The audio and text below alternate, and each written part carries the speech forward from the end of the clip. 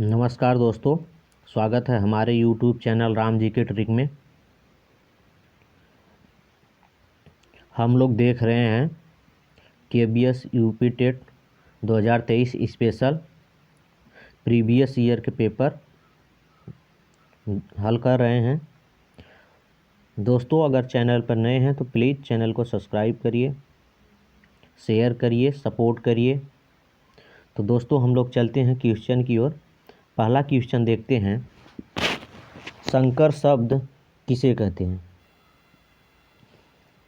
ग्रामीण भाषा का शब्द है, संस्कृत भाषा का शब्द, ग्रामीण व संस्कृत भाषा के कुछ विशेष शब्द, दो भाषाओं के शब्दों से मिलकर बना। बताओ दोस्तों, कौन सा जवाब सही होगा?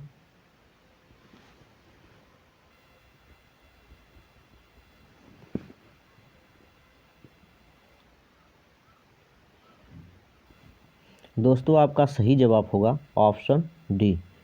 संकर शब्द किसे कहते हैं? दो भाषाओं से मिलकर बना शब्द को क्या कहते हैं? संकर शब्द। शब्द के बारे में समझ लेते हैं दोस्तों। अर्थ के आधार पर शब्द देख लेते हैं पहले। अर्थ के आधार पर शब्द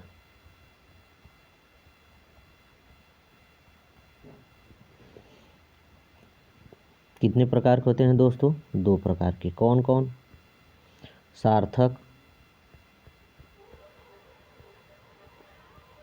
सार्थक शब्द, दूसरा निरर्थक शब्द।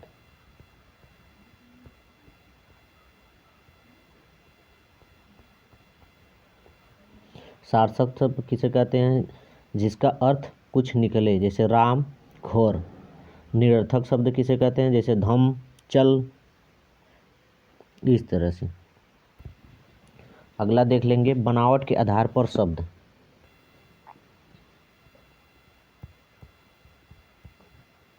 बनावट के आधार पर शब्द।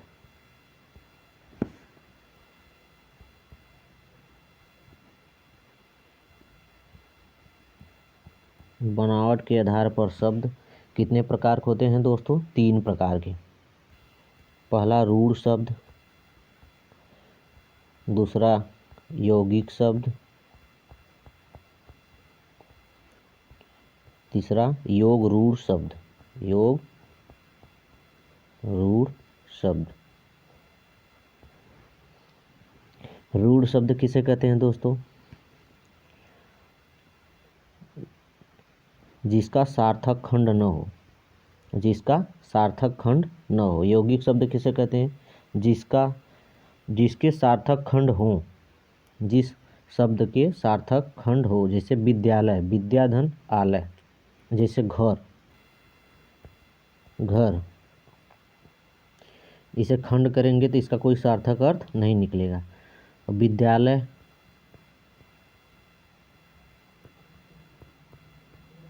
विद्यालय, इसका सार्थक अर्थ निकल जाएगा।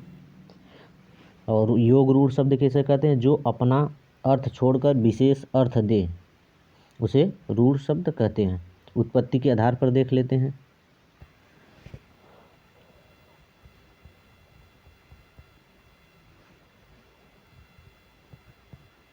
उत्पत्ति के आधार पर शब्द तत्सम होते हैं दोस्तों। तत्सम,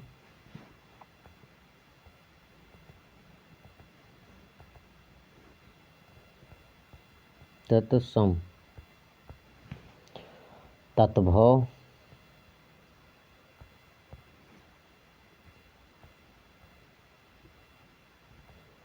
तत्सम शब्द, तत्भव शब्द, देशी शब्द और विदेशी।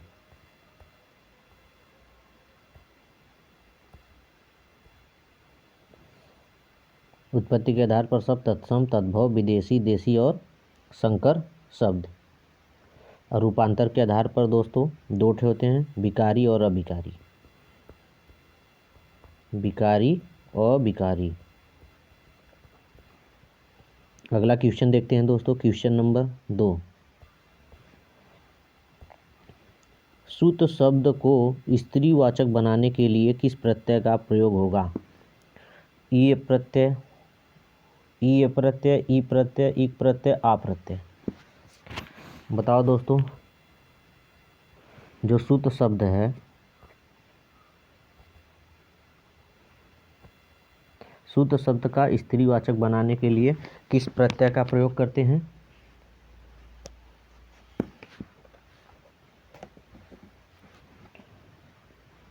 पहले सूत माते क्या होता है दोस्तों? पुत्र। क्या होता है? पुत्र। सूत में क्या कर लेंगे? आ प्रत्यय जोड़ लेंगे। सुता क्या हो जाएगा तब? सुता। कौन सा ऑप्शन सही होगा? Option D. अगला क्वेश्चन देखेंगे हम लोग, क्वेश्चन नंबर 3। नाक का बाल होना मुहावरे का अर्थ है अधिक समीप होना, कष्ट देना, अधिक प्रिय होना, फालतू होना। नाक का बाल होना, कौन सा जवाब सही होगा दोस्तों? आपका सही जवाब होगा ऑप्शन सी, अधिक प्रिय होना। नाक का बाल होना मुहावरे का क्या अर्थ है? अधिक प्रिय होना। और मुहावरा देख लेते हैं दोस्तों, नाक रखना। नाक रखना यानी मान रखना, मान रखना या मान बचाना।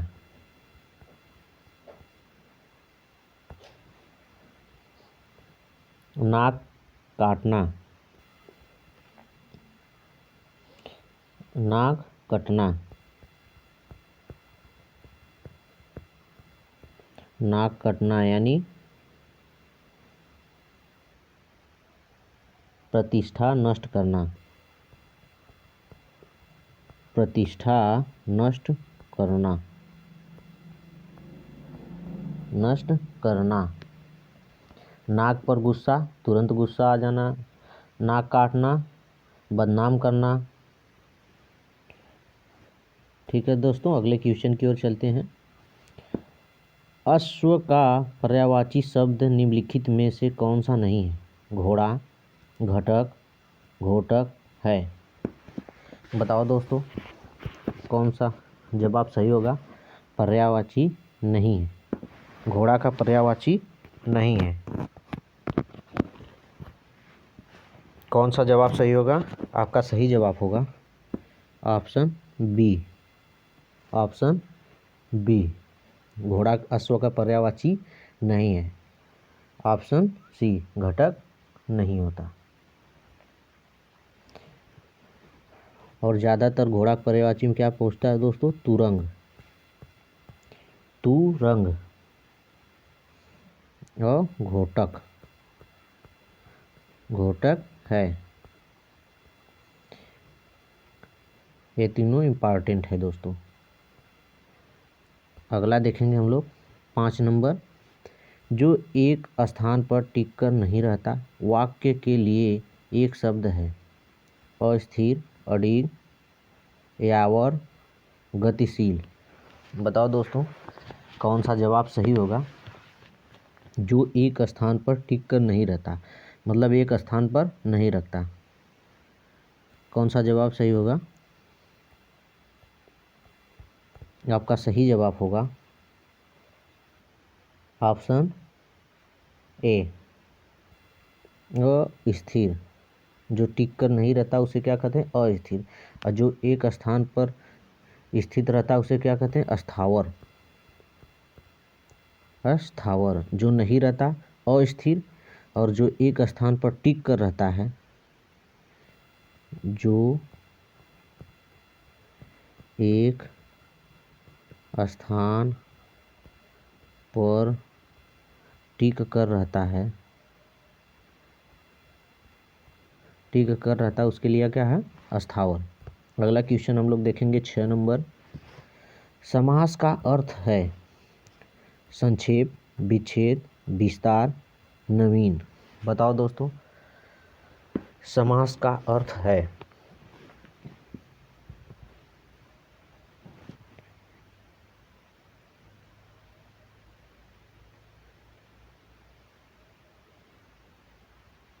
आपका सही जवाब होगा दोस्तों ऑप्शन ए संक्षेप। समास का अर्थ संक्षेप। और संधि का अर्थ क्या होता है दोस्तों? संधि का अर्थ मेल, मेल या जोड़, दो वर्णों का मेल या जोड़। अगला देखेंगे 7 नंबर। प्रमुख भाषाई कौशल के अंतर्गत इनमें से कौन सा एक नहीं आता? सुनना, बोलना, हंसना, लिखना। बताओ दोस्तों कौन सा जवाब सही होगा? भाषाई कौशल के आधार पर के अंतर्गत नहीं आता। बताओ दोस्तों आपका सही जवाब क्या होगा? हंसना। हंसना नहीं है। क्या पूछा है दोस्तों? नहीं है। कौन सा जवाब होगा? हंसना। प्रमुख कौशल कौन कौन है दोस्तों? पहला सुनना, दूसरा बोलना, तीसरा पढ़ना लिखना, पढ़ना, चौथा लिखना, लिखना। भाषाई कौशल कितने हैं दोस्तों? 4 हैं। कौन कौन? सुनना, बोलना, पढ़ना, लिखना। और नहीं कौन है? हंसना। अगला क्वेश्चन देखेंगे 7 नंबर। हिंदी दिवस कब मनाया जाता है? हिंदी दिवस कब मनाया जाता है? 14 सितंबर को, 5 अक्टूबर को, 2 अक्टूबर को, 26 जनवरी को। बताओ दोस्तों हिंदी दिवस कब मनाया जाता है? 26 जनवरी को क्या होता है दोस्तों? गणतंत्र दिवस। गणतंत्र दिवस। 2 अक्टूबर को क्या मनाया जाता है दोस्तों? गांधी जयंती। गांधी जयंती। और 14 सितंबर को क्या मनाया जाता है दोस्तों? हिंदी दिवस। हिंदी दिवस। कौन सा जवाब सही होगा आपका? ऑप्शन ए हिंदी दिवस। हिंदी को कब मान्यता मिली थी दोस्तों? 14 सितंबर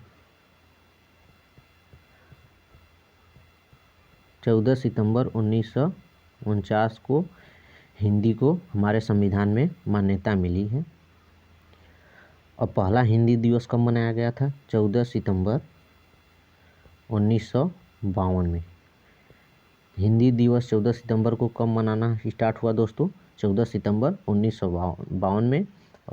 हिंदी कब संविधान में अपनाया गया था? 14 सितंबर 1949 में। और एक इसमें कुछ और पॉइंट देख लेते हैं दोस्तों जो बहुत ही महत्वपूर्ण है। पहला, हिंदी किस अनुच्छेद में बात की गई? हिंदी भाषा 343 और 351 में, अनुच्छेद 351 क में क्या बताया गया दोस्तों? प्राथमिक स्तर पर बच्चों की प्राथमिक स्तर पर मातृभाषा में शिक्षा, मातृभाषा में शिक्षा दी जानी चाहिए। किस अनुच्छेद में है दोस्तों? 351 क में। अगला क्वेश्चन हम लोग देखेंगे क्वेश्चन नंबर 9। निम्नलिखित में से किस वाक्य में विशेषण का प्रयोग हुआ है? राम जाता है, सीता फल खाती है, मेरी गाय काली है, जल्दी उठना स्वास्थ्यदायक होता है। बताओ दोस्तों किसमें विशेषण का प्रयोग किया गया है?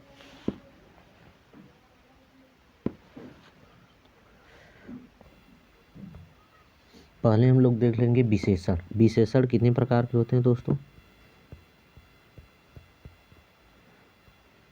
विशेषण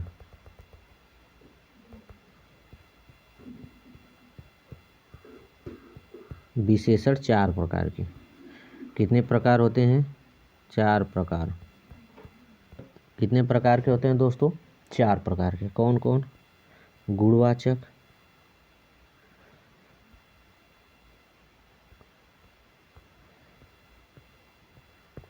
गुणवाचक विशेषण, दूसरा संख्यावाचक,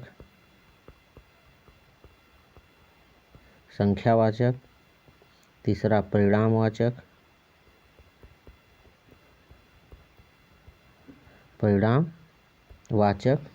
और चौथा सर्वनामिक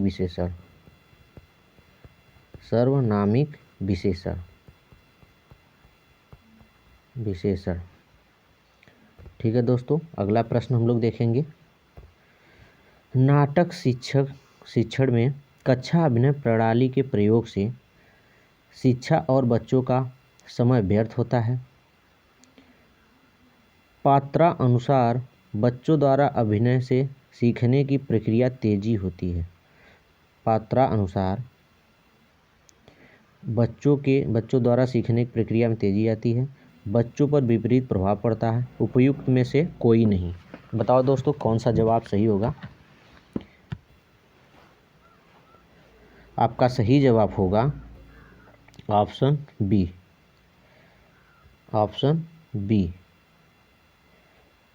बच्चों जब नाटक अनुभव करते हैं तो उससे सीखने की प्रक्रिया में गति आती है, तेजी होती है। अगला क्वेश्चन देखेंगे 10 नंबर। 11 नंबर देखेंगे।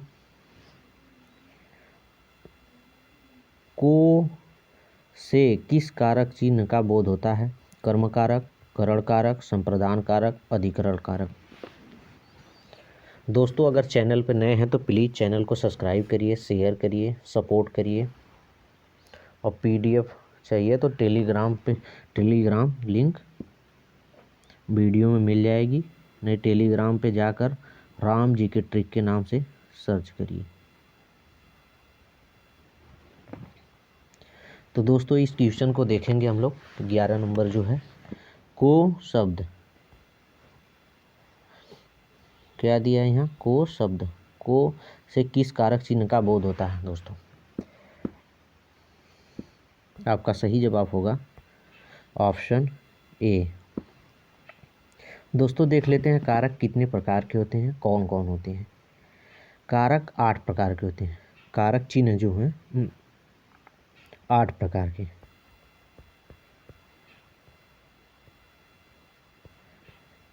कितने प्रकार के दोस्तों। 8 प्रकार के। पहला कौन है।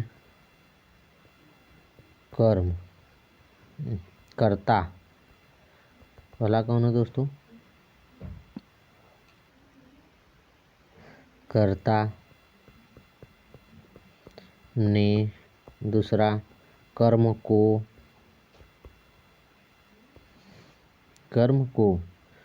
कौन सा जवाब सही हुआ था दोस्तों आपका। ऑप्शन ए कर्म कारक। करण से द्वारा।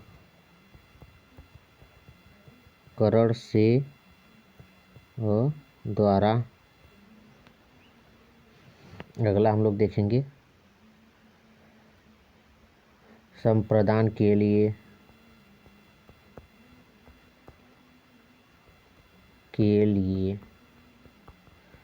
आपादान अगला कौन सा कारक है। आपादान से अलग। आपादान से अलग। संबंध कारक। का, के, की, रा, रे, री। अधिकरण कारक।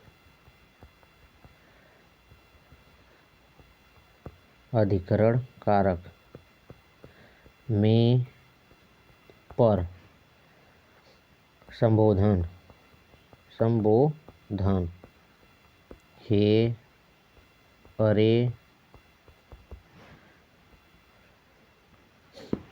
ठीक है। कर्ता ने कर्म को करण से द्वारा, संप्रदान के लिए, आपादान से अलग, संबंध का, की, के, रा, री, रे। अधिकरण में, पर। संबोधन हे, अरे। अगला क्वेश्चन हम लोग देखेंगे।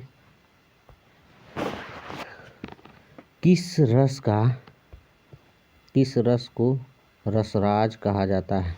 बताओ दोस्तों किस रस को रसराज कहा जाता था? श्रृंगार रस, वीर रस, हास्य रस, इनमें से कोई नहीं। बताओ दोस्तों कौन सा जवाब सही होगा? इसका सही जवाब होगा ऑप्शन ए, श्रृंगार रस। किस रस को रसराज कहा जाता है दोस्तों? श्रृंगार रस को। अगला क्वेश्चन देखेंगे 13 नंबर।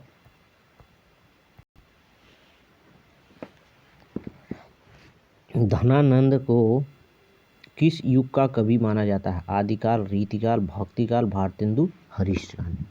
बताओ दोस्त, धनानंद को किस युग का कवि माना जाता है? आदिकाल, रीतिकाल, भक्तिकाल और भारतेंदु हरिश्चंद्र।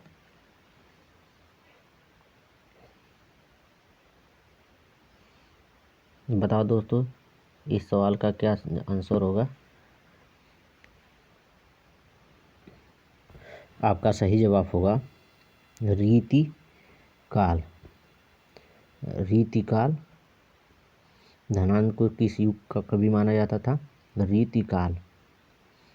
रीतिकाल के और कवि देख लेते हैं दोस्तों। बिहारी,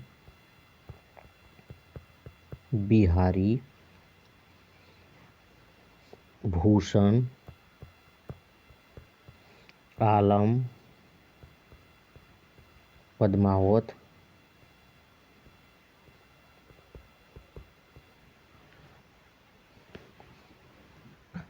सेनापति मतीराम,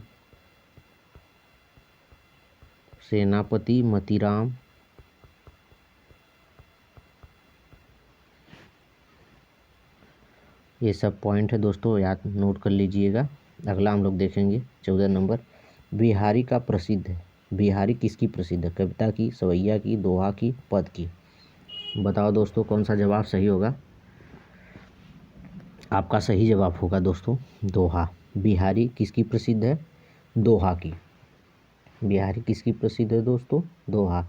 इसमें कितने दोहे हैं? 713 दोहे। किसके कितने दोहे हैं? 713 दोहे। किस काल के हैं दोस्तों कवि? रीतिकाल के। किस काल के हैं दोस्तों कवि? रीतिकाल के। बिहारी किस काल के कवि हैं? रीतिकाल के। इनके लिए प्रसिद्ध क्या है? दोहा। दोहा में कितने हैं? 713 दोहे। अगला देखेंगे। शोक किस रस का स्थायी भाव है? शांति रस का, करुण रस का, हास्य रस का, वीर रस का। बताओ दोस्तों शोक किस रस का स्थायी भाव है?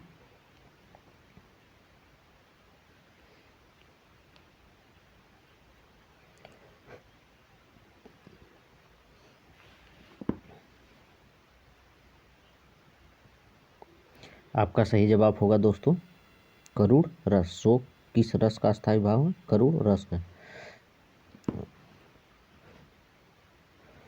दोस्तों अस्थायी भावों की संख्या कितनी है? 9।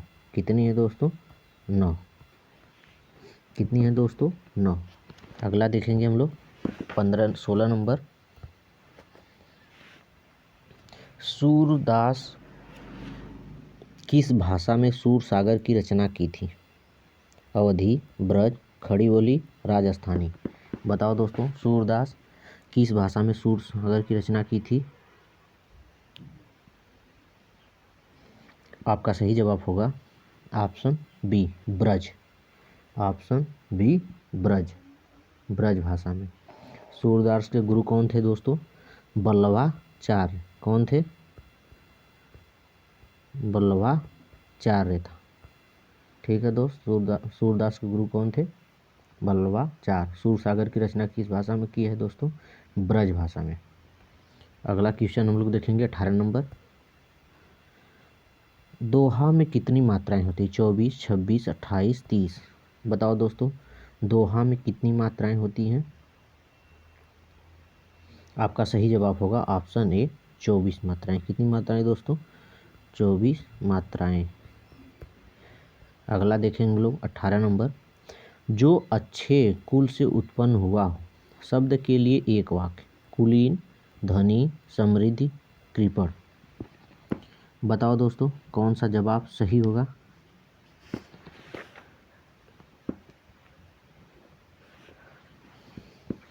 आपका सही जवाब होगा दोस्तों ऑप्शन ए। जो अच्छे कुल में उत्पन्न हुआ हो उसे क्या कहते हैं दोस्तों? कुलीन। क्या कहते हैं उसे? कुलीन। अगला क्वेश्चन देखेंगे 19 नंबर। बीजक किसकी रचना है? सूरदास, तुलसीदास, कबीर, जायसी। बताओ दोस्तों, बीजक किसकी रचना है? आपका सही जवाब होगा ऑप्शन सी, कबीरदास। बीजक किसकी रचना है? कबीरदास। कबीरदास की और रचना क्या क्या है?